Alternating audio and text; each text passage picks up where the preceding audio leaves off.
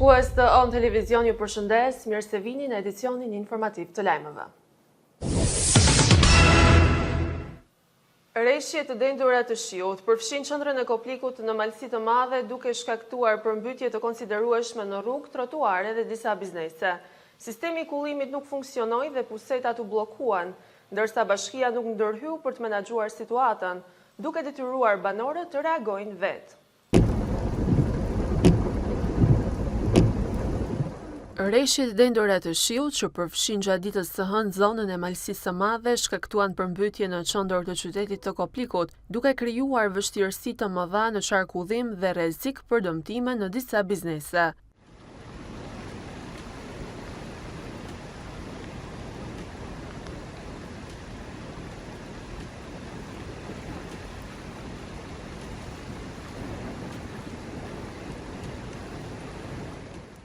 Pavarësisht se projekti i rikonstruksionit të qendrës së qytetit ka kushtuar rreth 1 miliard lek, mjaftuan vetëm disa orë rreshje shiut për ta kthyer qendrën e Koplikut në një liçen të përkohshëm, ku uji mbuloi trotuaret, rrugët kryesore si dhe disa biznese.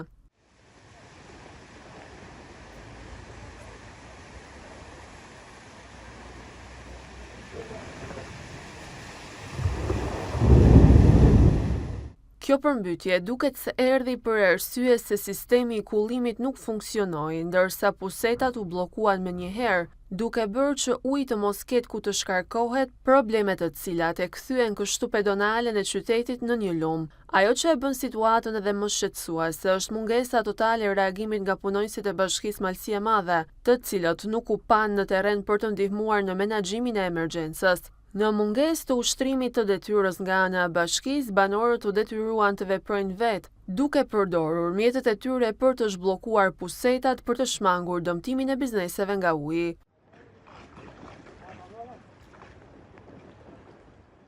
Kjo ngjarje ngre sërish pikpyetje mbi cilësinë e punimeve dhe mirëmbajtjen e investimeve publike, si dhe mbi përgjegjësinë e autoriteteve vendore, që edhe pas investimeve të mëdha nuk arrin të garantojnë një infrastrukturë funksionale në kushtet më elementare atmosferike.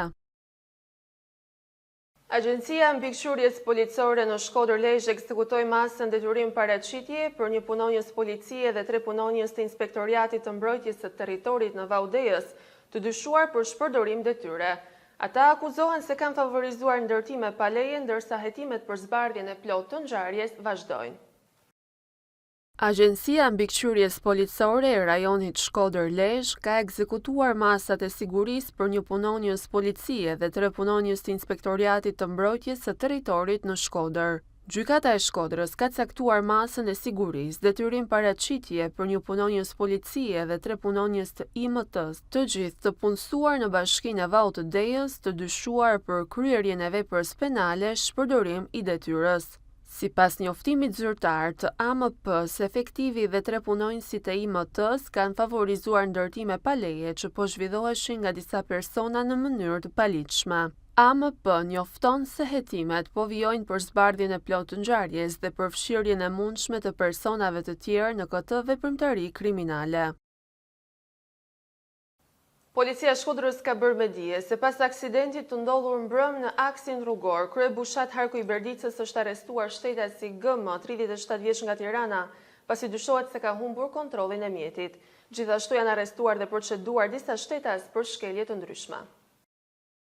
Në vijim të informacionit paraprak të dhënë mbrëm për aksidentin në aksin rrugor kryebushat Harku i Berdicës, informojmë se specialistët e sektorit të qarkullimit rrugor kanë arrestuar shtetasin me inicialet GM, 37 vjeç banues në Tiranë, pasi duke drejtuar automjetin. Dyshohet se ka humbur kontrollin dhe ka përplasur shtetasin me inicialet RG, 26 vjeç, i cili po lëvizte me biçikletë. Shtetasi me inicialet RG po merr mjekim në spitalin e traumës. Gjithashtu, specialistët e sektorit të qarkullimit rrugor arrestuan shtetasin me inicialet RH, 60 vjeç banues në Kosovë, pasi u kap duke drejtuar automjetin në gjendje të dehur.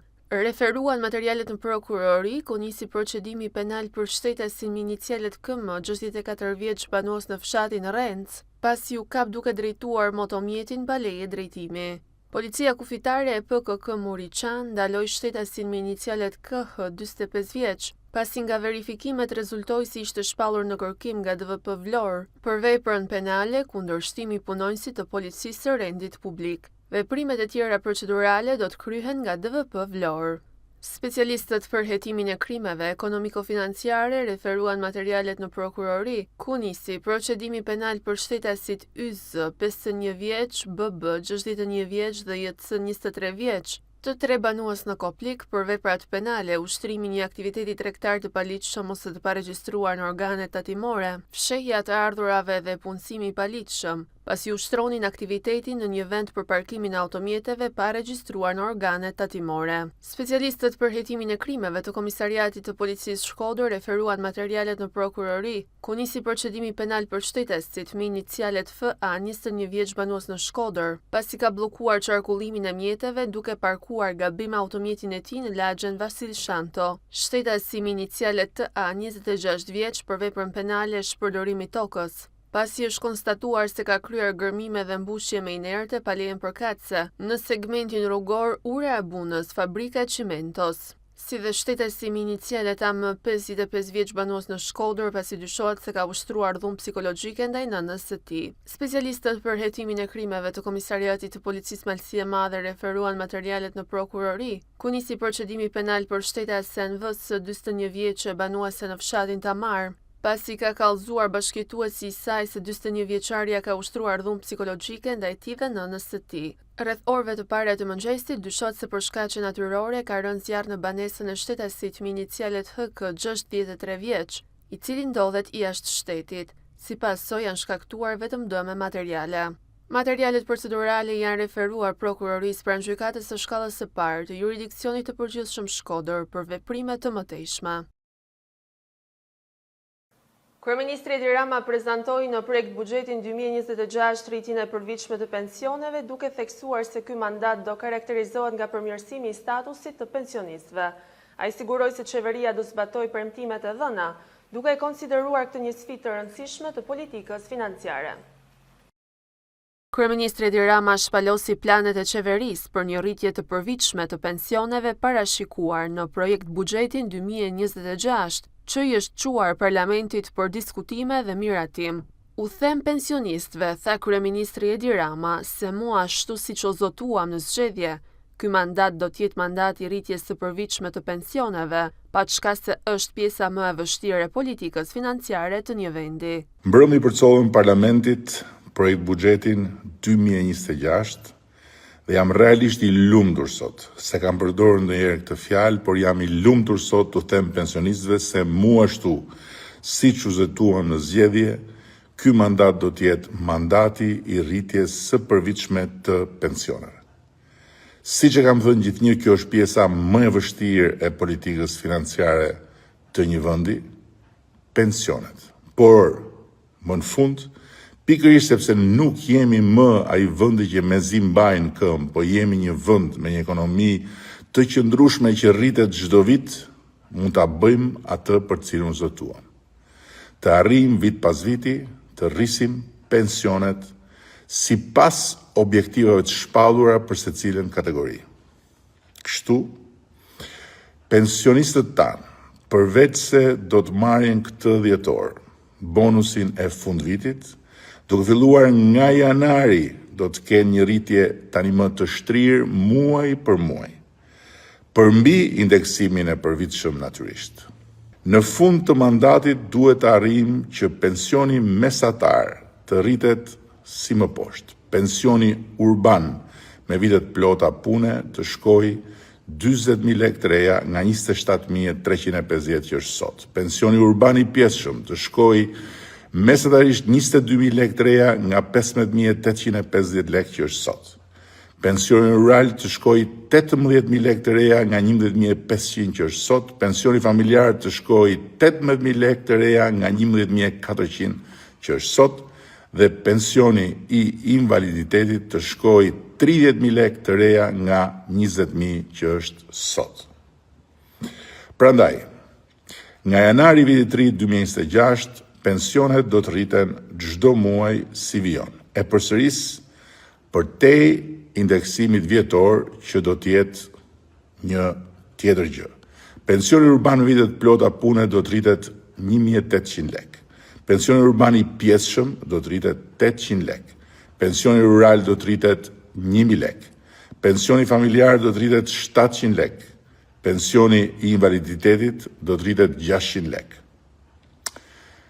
Në vitet në vijim, të njëjtat shifra do të dyfishohen për secilin kategori në 2027, do të trefishohen në 2028, do të katërfishohen në 2029 për të arritur vlerën e premtuar në qershor të këtij viti. Këta jemi ne. Them dhe themi atë që bëjmë dhe bëjmë gjithnjë atë që themi, theksoi kryeministri në videomesazhin drejtuar pensionistëve. Fushata e Sali Berishës u shoqërua me shpenzime të larta ku konsulenti amerikan Chris LaCivita mori $1.67 milion nga Partia Demokratike, e cila arriti vetëm 15 mandate opozitare. Për Berishën kjo shumë është më se e merituar, i cili në një deklaratë për mediat tha se kjo nuk është një shifër e lartë. Premtoi të bënte mrekullin për Sali Berishën, por në fund, magjistari i fushatave Chris LaCivita magjin e bëri për vete duke arkëtuar në llogarinë bankare plot $1.67 milion nga Partia Demokratike, e cila u rrull në 50 mandate opozitare. Ja vleti 100 herë ja vleti. Bëri më të mirën e mundshme. Por ekipi i tyre nuk ishte përgjegjës për diktaturën autoritare të vendosur në Shqipëri nga Edi Rama. Fatura e kripur që surprizoi prestigjioze New York Times për Sali Berishën nuk duhet të habis shqiptarët. Ju dhe çdo shqiptar mësuat dje se shifra e paguar ishte 14 herë më vogël nga ajo që shpalli Edi Rama dhe makineria e tij mashtrimit. Por misteri i shifrave u zbulua dhe Partia Demokratike rezulton se ka shpenzuar më shumë para në zgjedhje se Partia Socialiste. Ne raportojmë shifrat vërteta, ata mashtrojnë, se i kanë të tyre. Unë të garantoj që të paktën 5 milion lubia në thirr nuk është nda. Berisha aludon se Partia Socialiste ka bërë deklarim të rrem, por raportet financiare të Partisë Demokratike dhe Partisë së Ilir Metës tregojnë se nuk i kanë thënë të vërtetën KQZ, pasi ka një mos rakordim që kap shifrën e 80.000 eurove. Dhe mund të ketë deklarata të gabuara, mund të ketë gabime në deklarime dhe korrigjohen. Me humbjen e zgjedhjeve në zgjerin e demokratëve ka nisur rebelimi. Drejtuesi i parë politik që dha dorëheqjen është Bujar Leska i Vlorës, duke kërkuar që shembullin e tij ta ndjekin të gjithë humbësit e tjerë. Sugjerimi i tij është sugjerimi i tij. Fjalë pak për zhvillimet në oborrin e Partisë Demokratike, Berisha nuk kursehet për zhvillimet brenda kampit kundërshtar. Paralajmëron protesta për marrjen të pandehur të numrit 2 të qeverisë për tunelin e Llogaras, por datë ende nuk ka. Ju garantoj se protesta shumë të fuqishme do të organizohen, do të ketë një dimër të fortë, edhe ne do ja bëjmë edhe më të fortë.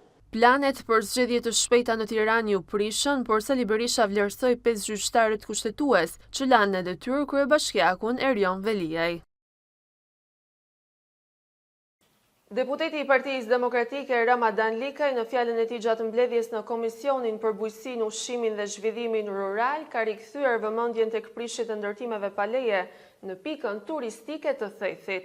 Likaj tha se aksionet e ndërmarra nga qeveria, të cilat sipas tij realizohen për interesat të momentit, po dëmtojnë banorët e thjeshtë dhe po cënojnë zhvillimin e turizmit në zonë.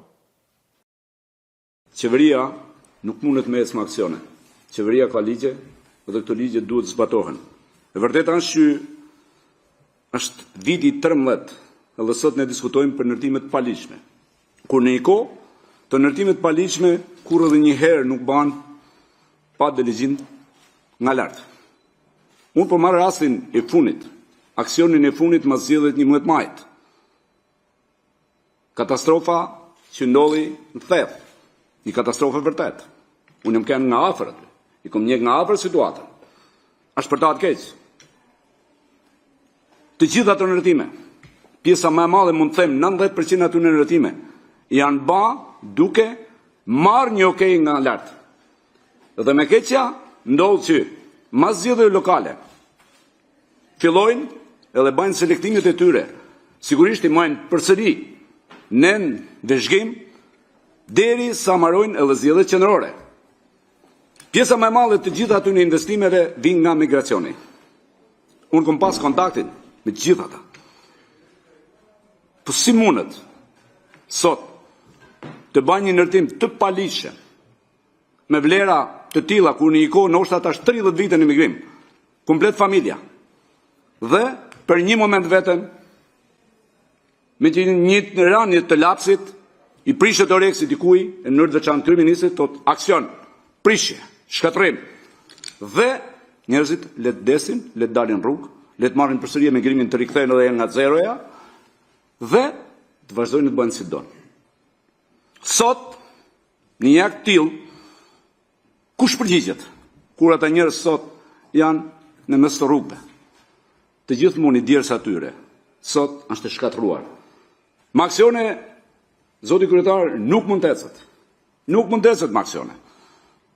Ne duhet të themi një herë mirë, të hiqum durt nga kjo qasje për interesa momentit.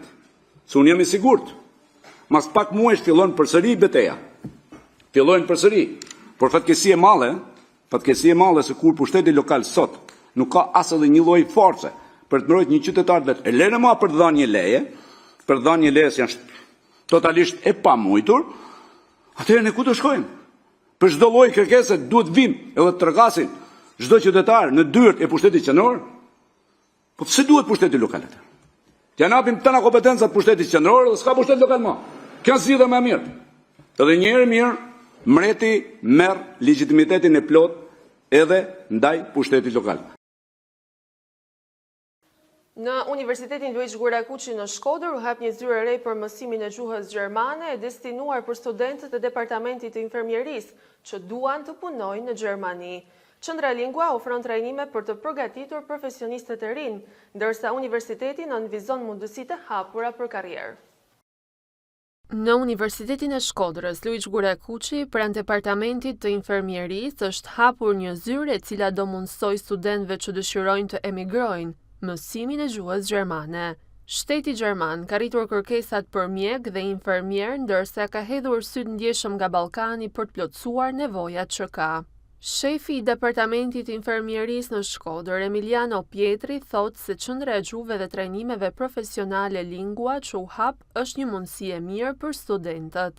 Qendra e sapo inauguruar është fruit e një bashkëpunimi të Universitetit të Shkodrës dhe një marrëveshje të Universitetit të Shkodrës me Institutin Lingua me qendrën në Gjermani, që ofron një mundësi për studentët që duan që aftësitë e tyre profesionale ti shpalosin jashtë Shqipërisë, edhe pse qëllimi jonë është që studentët të rrinë brenda trojeve shqiptare, por nëse do ketë studentë të cilë deri dje kanë shku në kryeqytet dhe kanë pas një mundësi më të cumume lidhje me efektet ekonomike pranë familjeve tyre, sot pas kësaj marrëveshje kjo bëhet e mundur dhe këto studentë mundën që të gjitha aftësitë e tyre profesionale në koordinim me aftësitë e tyre gjuhësore dhe lehtësinë që ofron kjo qendër në lidhje me mediatorin në punë, ti realizojnë edhe ëndrat e tyre nëse do të kenë për të punuar në një vend të Bashkimit Evropian siç është Gjermania ose Austria. Blerina Osman nga Qendra Lingua thotë se Gjermania ka si shqetësim mungesën e profesionistëve të rinj, duke hapur dyert kështu për studentët shqiptar që të vijojnë atje karrierën si infermier. Bashkëpunimet tona janë të shumta me klinika anë mban Gjermanisë dhe ky është qëllimi. Të ndërtohen dhe të zhvillohen tutje gjeneratat e ardhshme të kësaj fushë. Edhe për rektorin e Universitetit të Shkodrës Toni Ngjura i tha se tregu tashmë është i hapur dhe mund të shkojnë kudo. Kjo qendër duket modeste, është një mjedis, është një ambient modest, por në fakt është një ambient koordinues midis universitetit tonë dhe Lingua Kosova SHPK, po me partner gjerman. Pozitive për studentët është sepse janë rreth 780 orë mësimi që do bëhen për të arritur nivelin B2 të gjuhës gjermane. që do të kenë mundësi ta ndjekin në mënyrë të përzier ose të kombinuar, siç thotë, edhe online kurset e gjermanishës, por natyrisht edhe fizikisht nëse do të dëshirojnë. Ky është tregu i sotëm, është treg i hapur, mund të punësohesh në Shqipëri, mund të punësohesh në rajon, mund të punësohesh në Gjermani. E rëndësishme është që ne të nxjerrim, të provojmë profesionistë të cilët njohin nivelin e gjuhës suaj dhe janë profesionistë sa i takon profesionit të tyre në infirmeri e përgjithshme dhe në mami. Pas inaugurimit, rektori Gjura i priti në zyrë përfaqësuesit e lingua në një takim kortezie ku diskutua për hapat e mëtejshëm të bashkëpunimit dhe për projektet që do të zbatohen në të ardhmen në fushën e formimit profesional dhe ndërkombëtarizimit të studimeve. Kemi mbritur kështu në fundin e këtij edicioni informativ. Unë ju falenderoj për vëmendjen tuaj, bashkë mirë takofshim.